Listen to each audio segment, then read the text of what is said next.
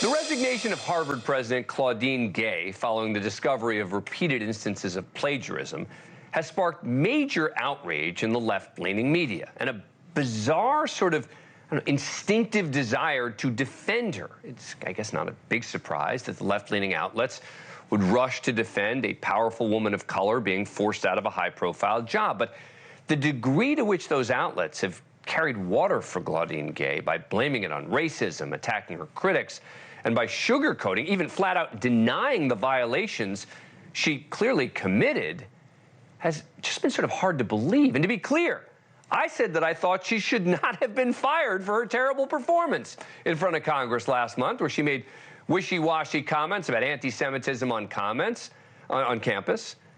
Yeah, her testimony was lame, but to fire her for that felt like cancel culture, something I'm very much opposed to. But with regard to these plagiarism charges and Gay's subsequent resignation, for the left-leaning media to immediately cry racism and to just totally look past her offenses is a blatant double standard. And yet that's exactly what's been happening on CNN and MSNBC over the past 48 hours. The attack on her is a symbol of a greater war against the progress of the 20th century.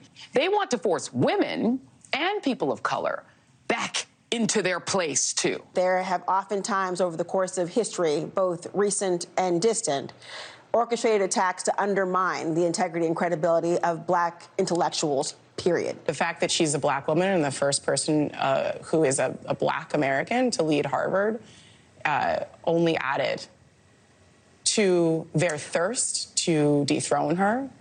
And, you know, those attacks, I don't have to say that they're racist, because you can hear and see the racism in the attacks. Now, first of all, the critics who say Claudine Gay was singled out based on her race are totally disregarding all the heat that her fellow presidents, both of whom are white, also received following their testimony before Congress. University of Pennsylvania President Liz McGill was pressured to resign within days and did so well before Gay. And MIT President Sally Kornbluth was also been subjected to intense criticism. But the bigger problem is that those who are blaming Claudine Gay or claiming that she was subjected to a racist double standard are themselves engaging in a double standard by completely downplaying her offenses. Imagine if the shoe was on the other foot, right? And this is the president of a red state school who came under fire for defending MAGA students on campus at a congressional hearing. And that president was found to have repeatedly engaged in plagiarism. You think there's any way the left-leaning outlets would downplay or ignore those allegations?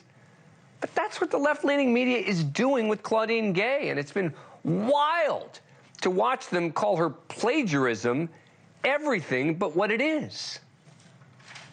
There are real questions about whether or not she did plagiarize, or there may just be citation problems. A lot of academics, I talked to a couple of them today, who said, well, if this is what we're calling plagiarism, there are going to be a lot of people who get in trouble that this is a problem. They are, at worst, instances of inadequate citation, but they are not what the word plagiarism makes you think of. Gay was not stealing anyone's ideas, nor was she presenting other people's ideas as her own. I have not seen any evidence that Claudine Gay was guilty of true plagiarism.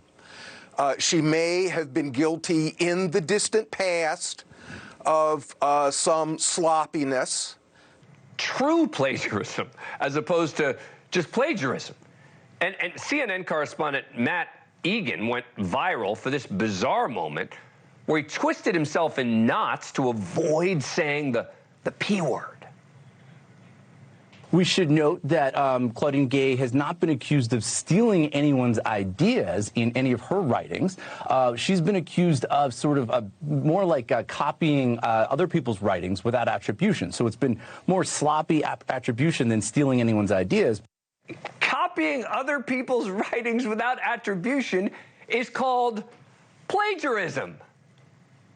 The Harvard definition is very clear on this. Quote, plagiarism is defined as the act of intentionally or unintentionally submitting work that was written by somebody else.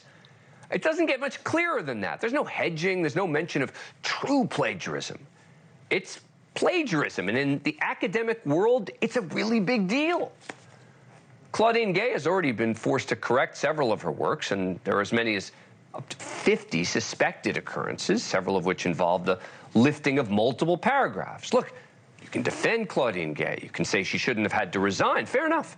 And you can point out that the people who exposed the plagiarism were conservatives with an agenda. But that happens all the time. High-profile leaders are often brought down when their misdeeds are exposed by their political or intellectual or personal opponents.